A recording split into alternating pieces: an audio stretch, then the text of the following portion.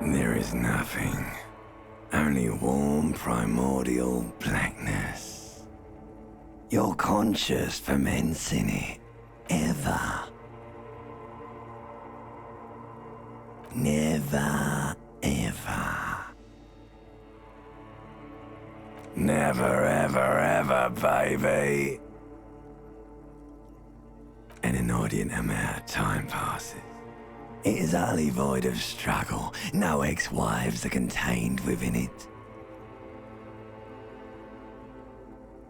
Yes, it is. An awareness creeps up on you. A mass lies hidden in your dead angle, soaking in some lurid acidic sauce. It's bloated and shameful. A ball of meat surrounding you. This is a terrible line of questioning, and it will only lead to more awareness of the meat thing. Ex-love, ex-tenderness. It is foolish of you to resurface to the loss. Not after all the damage you suffered to get here. Some of it irreversible. Stay. Sail with me through the abyss of pelagic zone. Do you really? You wouldn't like it if I told you what was back there. Why'd you think you had to bludgeon yourself into oblivion? Or did you not sense yourself marinating? Poured so much on yourself. Got a bit carried away, did we, Chef? Yes, your one disco mother. There's this giant ball there. And evil apes. And the evil apes are juking it out on the ball. You're one of them. It's basically all just evil apes juking it out on a giant ball. You can't even make out it's a ball when you're joking it out. It's that large. Infinitesimally small. Vying for resources is just a stupid expression you picked up somewhere. The part of the presentation you want to take home with you is this. You have to beat the other evil apes in the face, or you lose. Somewhere in the sore, bloated man-meat around you. A sensation. Like a fly to the ointment, your conscience sticks to it. The limbed and headed machine of pain and undignified suffering is firing up again. It wants to walk the desert, hurting, longing, dancing to disco music. The stench of liquor rises from your mouth, and with it, an ungodly headache. A fiery streak penetrates your skull, trying to force your eyes open. It's a sound, a clarion call from hell. Somehow, you know what it is. A caprice to name a motor carriage.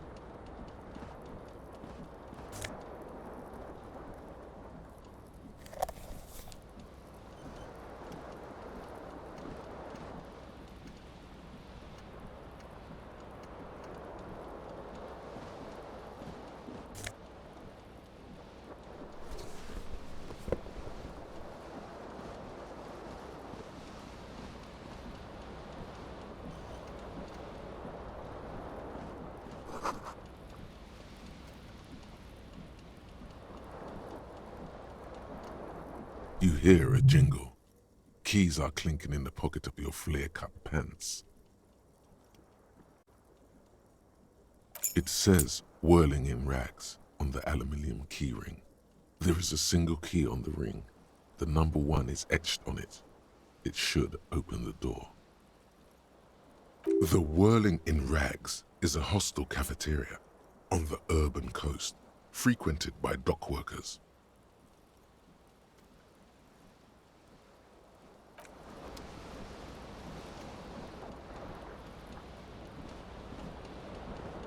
This fan has 2 chain pull switches. One ends in a tiny fan, the other in a light bulb. A truly horrific necktie has somehow attached itself to one of the blades.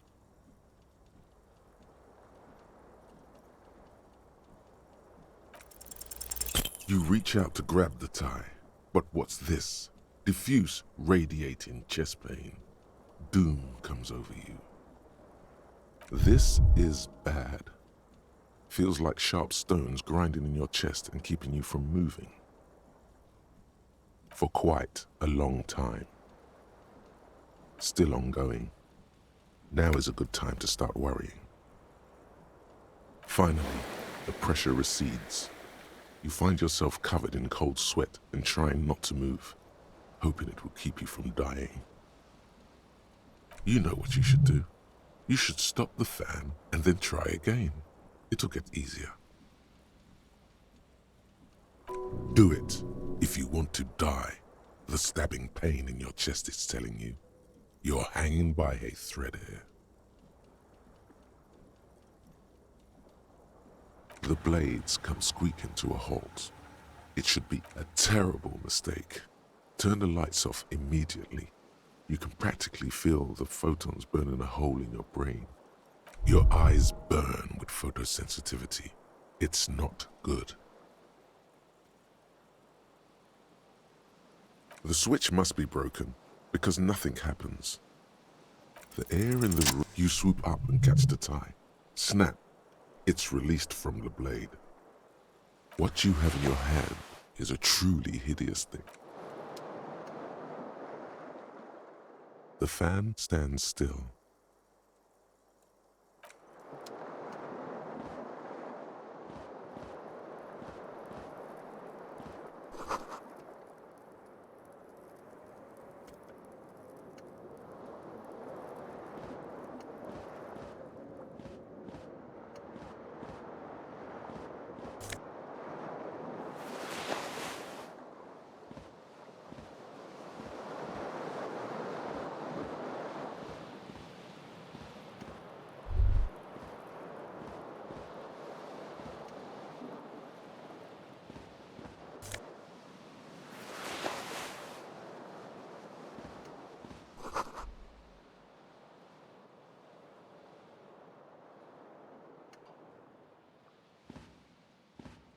A mirror hangs above a bent and broken sink.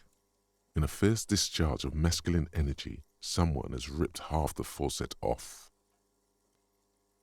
Was this not the same Elo that founds empires and lays waste to cities, virile, uncaring towards the little things? Probably not, no. Hot water sprays from the faucet's base, and steam covers the mirror. You cannot see yourself, just a vague impression of a man. Suddenly, you realize you have no memory of the face that awaits you there, underneath the soft vapor. As you slowly reach your hand towards the surface of the mirror. Abort. You clearly have not thought this through. You won't like what you see there, and you will never unbecome it.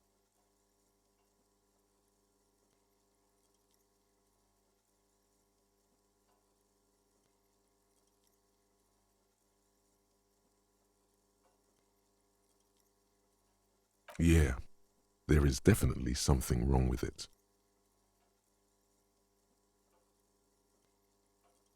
Where to even begin? There is the bloatedness, then the swollenness. It's like there's an upholstery of alcohol underneath your skin. Behold. You have no idea who this thing is, do you?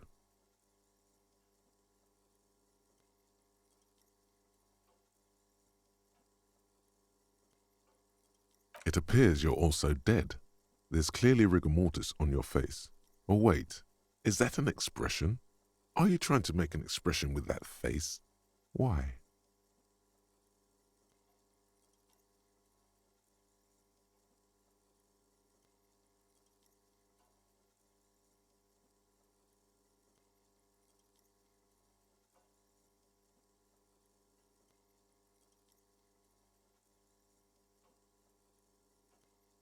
Please stop. It's horrible. You're scaring yourself. Oh my God.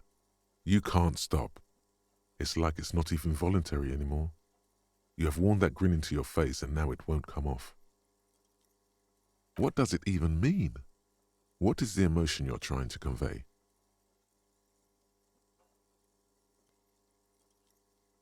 You should check yourself for a pulse, superstar.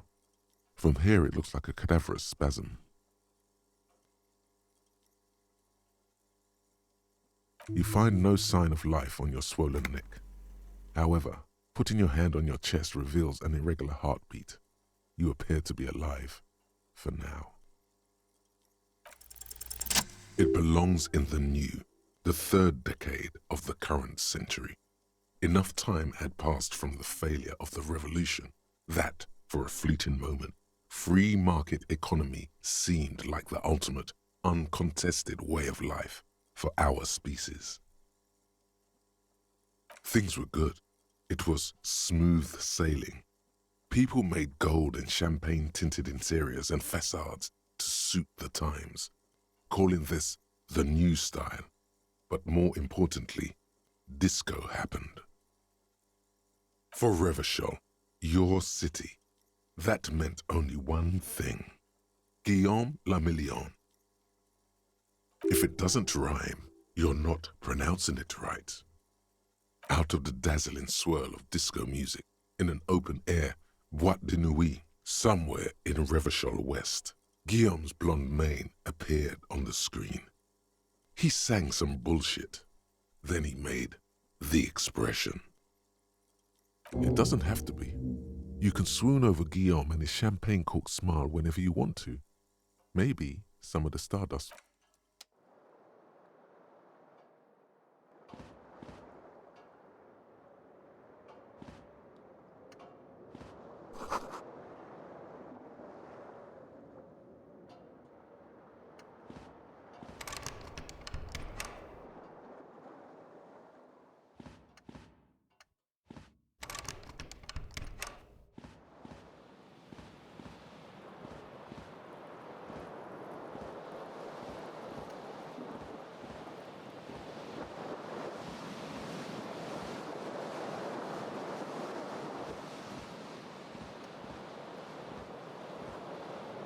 The window stands broken in its frame. Cold wind blows in.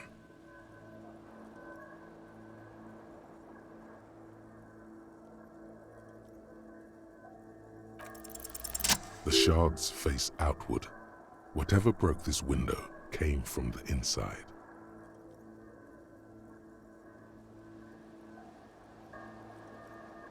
A fine web of scarring covers the back of your right hand, but none of it is recent. More likely a projectile than a held object. There are no fragments on the floor from pulling a tool back in after impact.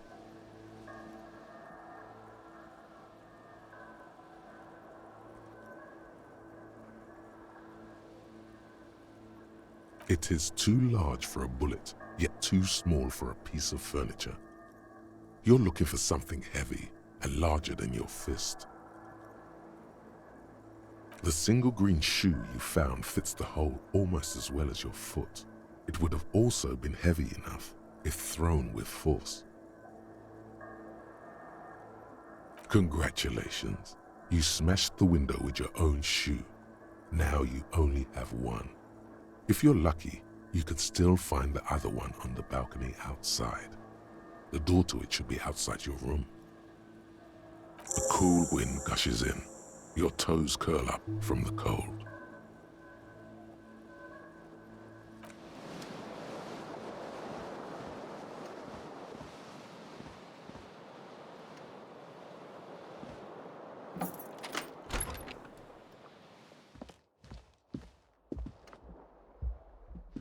Hello, officer. The young woman raises a cigarette to her lips. Her eyes are brown and her face is speckled with birthmarks. She can't be more than 28. A silver jumpsuit falls off her like scale armor, sparkling. This is the sparkle of too many nights out on the city.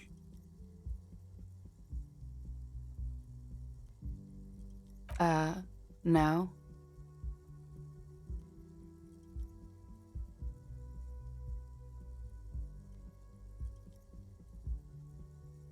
Because you're a police officer, sir.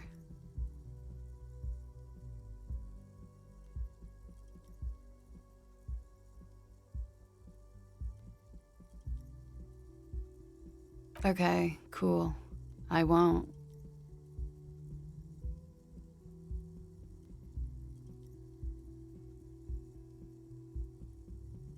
First, I have to ask, are you okay, sir? You look like you're about to throw up. Can I bring you something? She's right. Something wants to come out through your mouth, right in front of her, right here. It makes you put your hand on your stomach and swallow. Sir, you've been here for 3 days. On official police business, no less.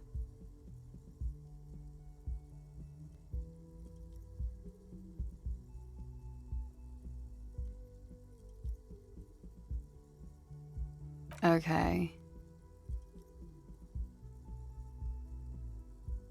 I couldn't say. In truth, so far, mostly drinking. You have no doubt about the drinking, but do you strike yourself as a tight-lipped drunk? She must have heard something.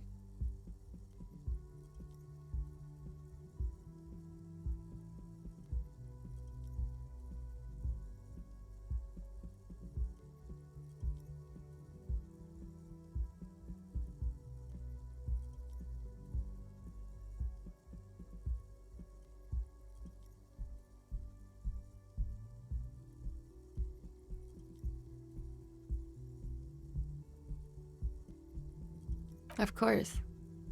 Be careful, officer. They don't like the police around here. Something stirs in you as she's about to go.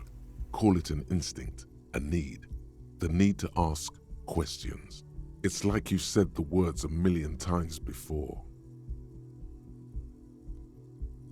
She looks back at you, a light glinting off her eyes.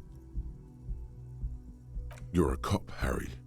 It is unnatural of you not to want to ask questions. Yes?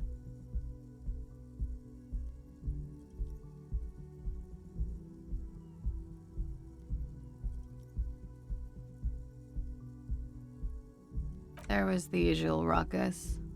Loud disco music. I couldn't say. It's impossible to hear people speaking from over here. Oh, yes. Various artists. Ostentatious orchestration prime among them.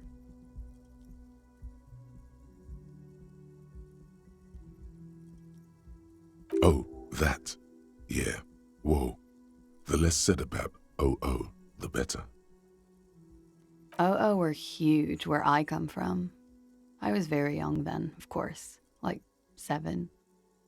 Life gets hard, but we go on.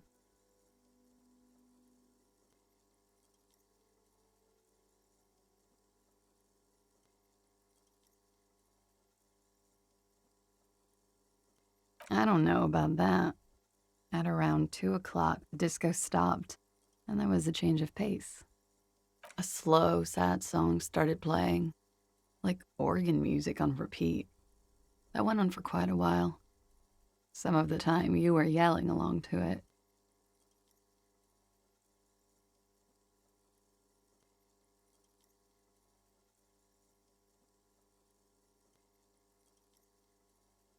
Okay. Glad to have been of assistance.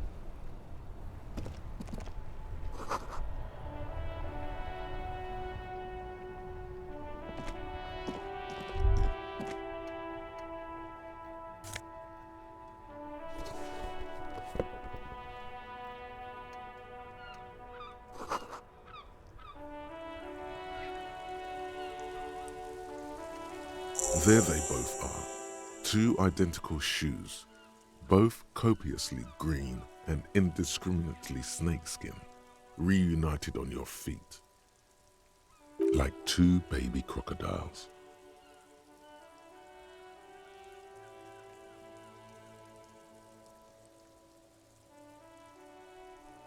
It's pretty clear a normal cop is not what you are. Good, they're balanced, comfy. Feels like the only good thing about you right now, truth be told.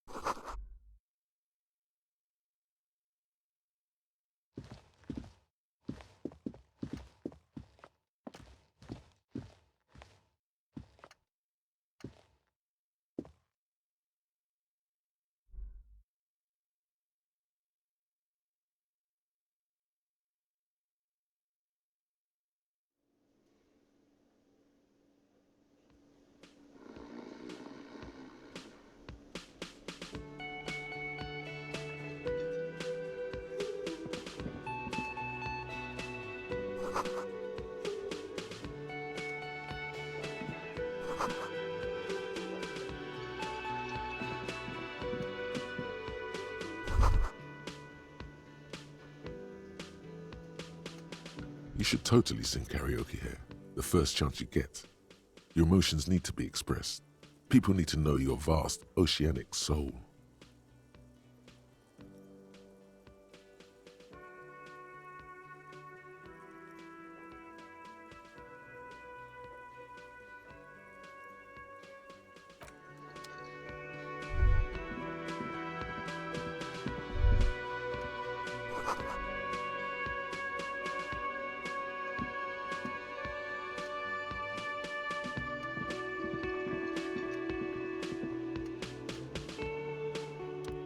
A man in his late 20s stands behind the counter. inspecting a stuffed seabird.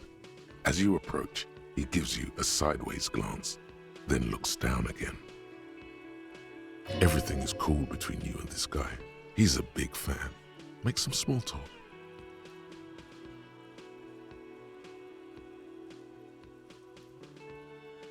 No, I'm not the bartender.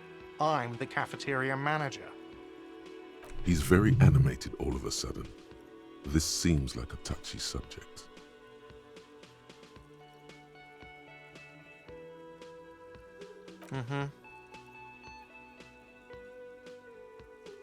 A competent work of taxidermy. The white and brown seabird lies among piles of coasters and drying mugs. One of its wings broken. The man is trying to mend it. Looks like the bird was ripped off the shield that was used to mount it, most likely on a wall. This is the great skua. The seabird is the symbol for the discovery of the Insulindian Isola, the part of the world you are in right now. The small steel tag says as much. The great skua, Stegosaurus skua.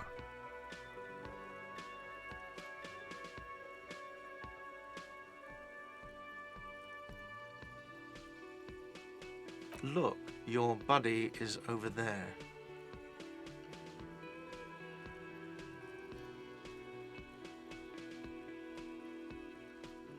Why don't you go and talk to him, okay? He pretends not to hear you, concentrating on the bird instead.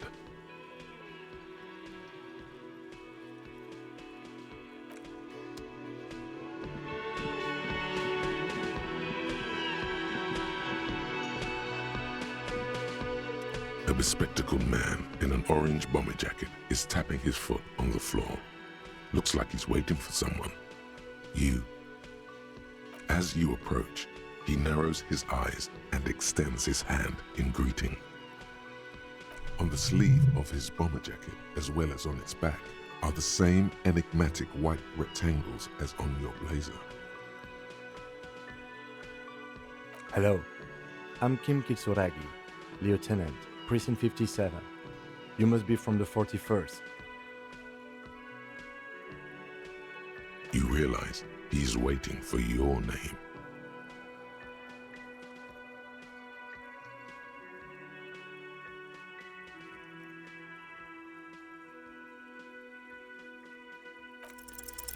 Concentration makes you squint your eyes. Your name should be deep gold and orange, like a forest fire looming on the horizon, but mixed with the stench of liquor rising from your breath. You're 2 steps closer to it, but there are still many to go.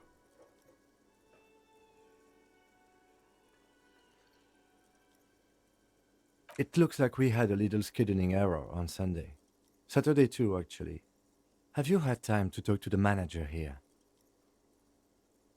What he means is, he has been trying to meet up with you for 2 days, but you have been otherwise occupied.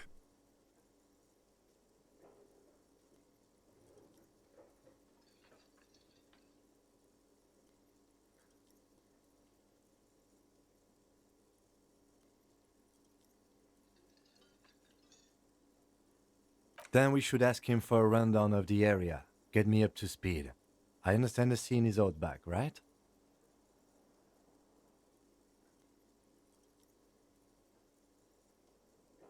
It also wouldn't hurt to assure him the police are finally here.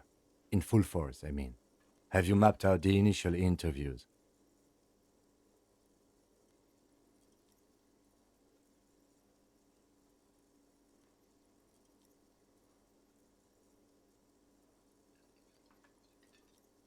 At the 57th, we like to prepare an initial list of persons of interest, and then just skim the surface. Prepare the field, get to know the players. You don't do that? Maybe it's not an inter-district practice.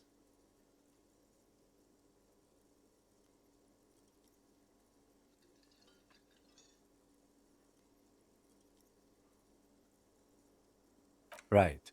And the interviews? Good. But even if you haven't, we'll have time for that after we take a look at the coroner's case. Have you removed the dead body from the tree?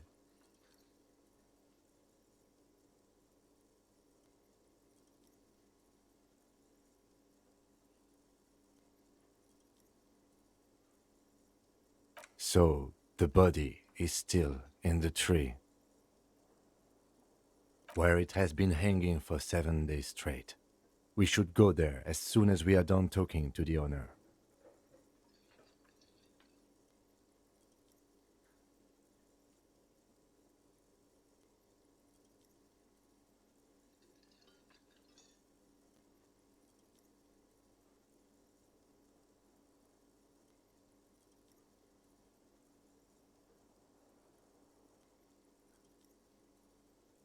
After you, officer. If you're about to embark on an investigation, shouldn't you have a badge?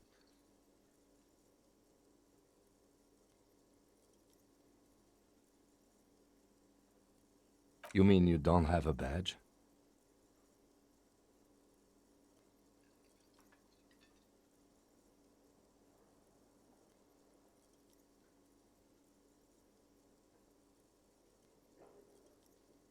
Losing your identification card is a serious matter. My vehicle has a shortwave. You can use it to report your badge missing. I advise you to try to locate it as quickly as possible, but getting the body down should still take precedence.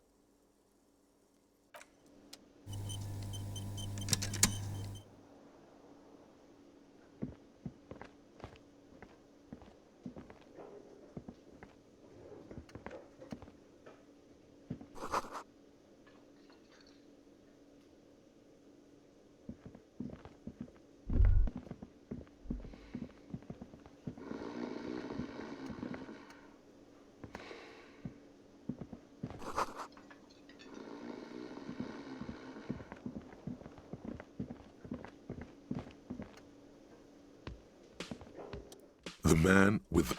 Mr. Gart, right? You run. Yes. I am Kim Kitsuragi from Precinct 57. This is an inter-district investigation, so joining me from Precinct 41...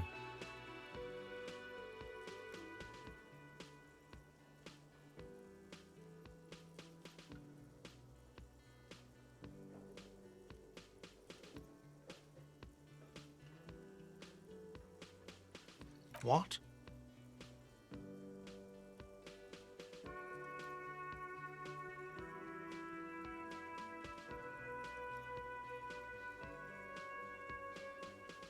Right. Now, I know it took us a while to arrive at the scene. It also took you a while to call us and report the dead body. It was you who placed the call, yes? No, I only just got here. It was probably Sylvie who called you. She usually works the bar here. I'm only temporarily taking over her duties. Do you have her number? As a matter of fact, I do.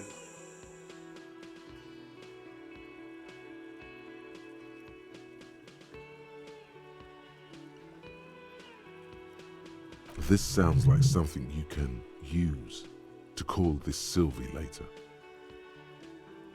You said you just got here. From where? Are you a local? What, of Martinez? No, I live in Jamrock. I only sometimes come here to keep an eye on the place. This is just one of the many, many cafeterias I manage. But you still know your way around, yes? In case we need directions. Yes, I know where some things are, but as I said, I don't live here. I just used to work here.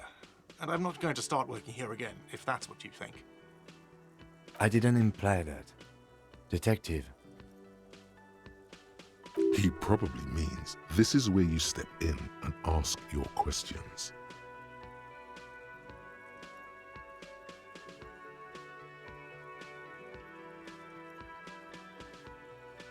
His face expresses profound doubt in your having this. Ask him about the body's location before asking if he killed him. People give up information in the more innocuous questions, which you can later use in the more sinister ones, not vice versa.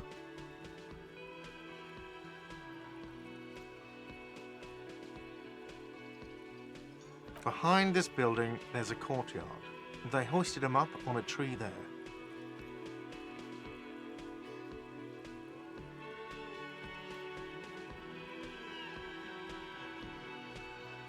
That's easy. See that door there? First you exit through that.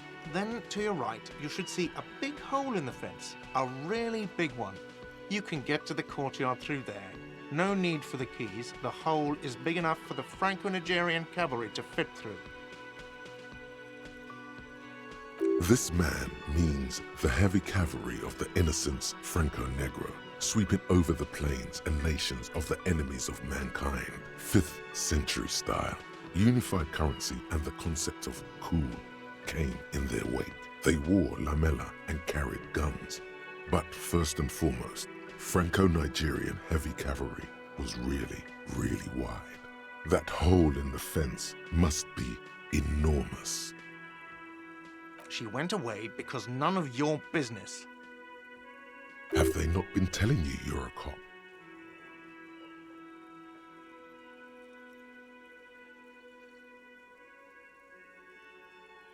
Okay, you got me.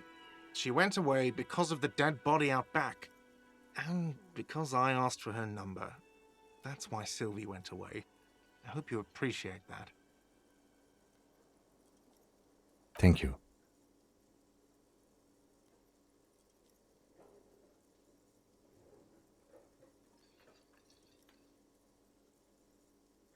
I asked an employee out. She didn't want to come, but felt obliged to. It was a bad idea. Now, what is so goddamn fascinating about that for you? It's got nothing to do with the lynching.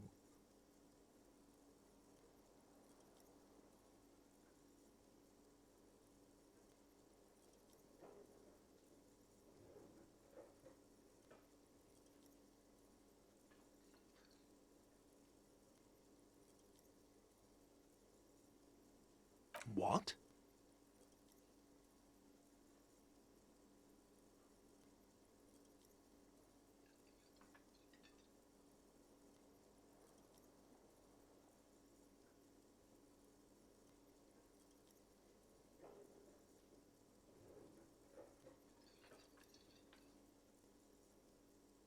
That's good. But there is a timetable for this investigation, dictated to us by the stages of decomposition.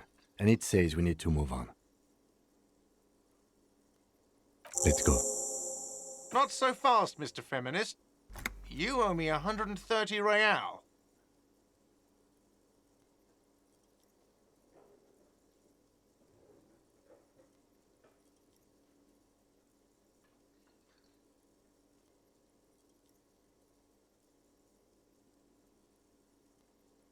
Oh, you don't owe me shit. Well, officer, you're right. You don't owe me shit, you owe me money.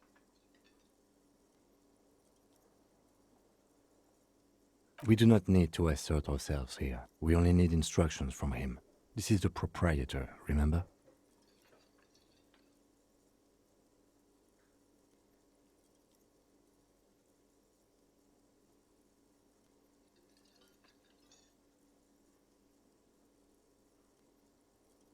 You know, I get this all the time. Some hobo comes in here or some backpacking arsehole off the boat.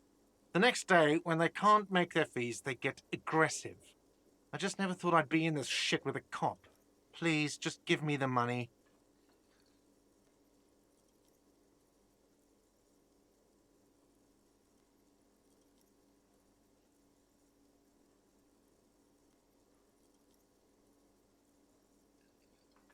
Let's see. 3 nights at a tariff of 20 real comes to 60 real. Then there's the window you annihilated. The hole in the window was the first thing I saw when I came to work. So don't try to tell me you didn't.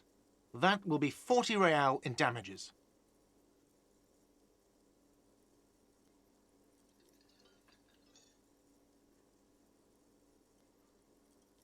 Another thing you've annihilated is half the bar.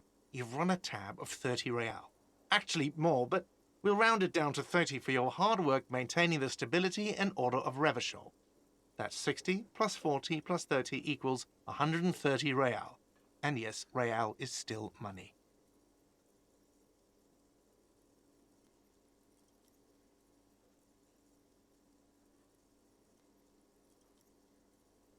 What are you, brain damaged?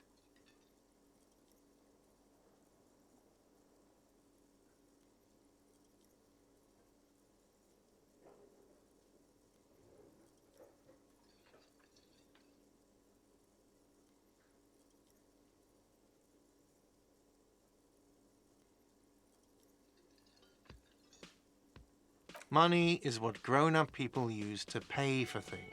Things like this hostel room or 8 bottles of potent blend and 9 packs of Royal Extra. We use it for everything, really. Yes, it is.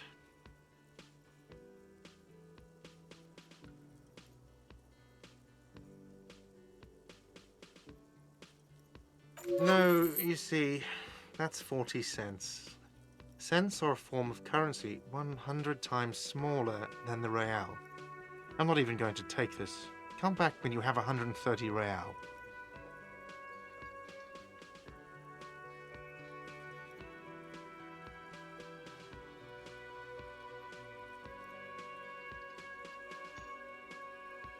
The cafeteria manager stands silently, looking at the coppers on the counter before him. Isn't it evil? The order of magnitude between what is asked of a person and what they have? There's a shuffle of nylon as Lieutenant Kitsuragi looks. I'm sorry, but he has to pay. I can't let him stay here any longer if he doesn't. If he doesn't have the money by tonight, then...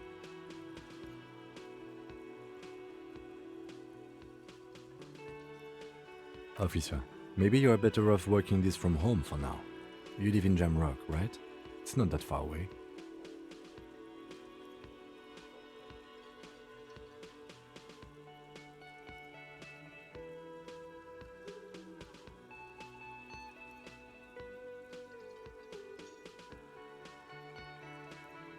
I'm sorry I couldn't help more. You should take this up with your station. I have a shortwave radio in my car, okay? We have to get this investigation started now.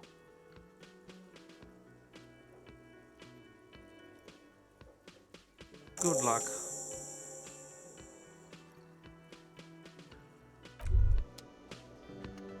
By the way, where is home? The address is coming up blank, and this place sure isn't it.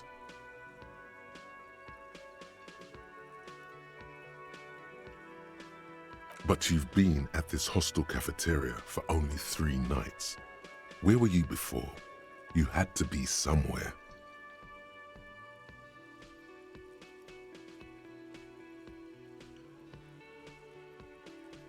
You don't really know, do you?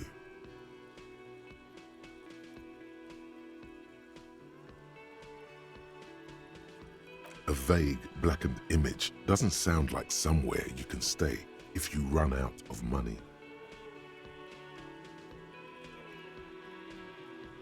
You can try. Run some addresses in your head when you get the time. Maybe a street or an apartment will appear.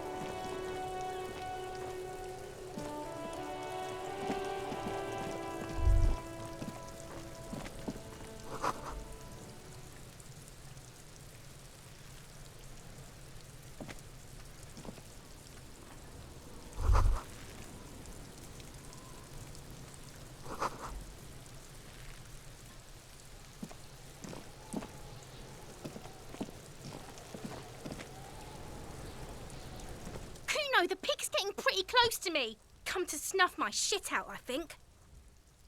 Looks like it's time for me to go, Kuno. Pig's come to take me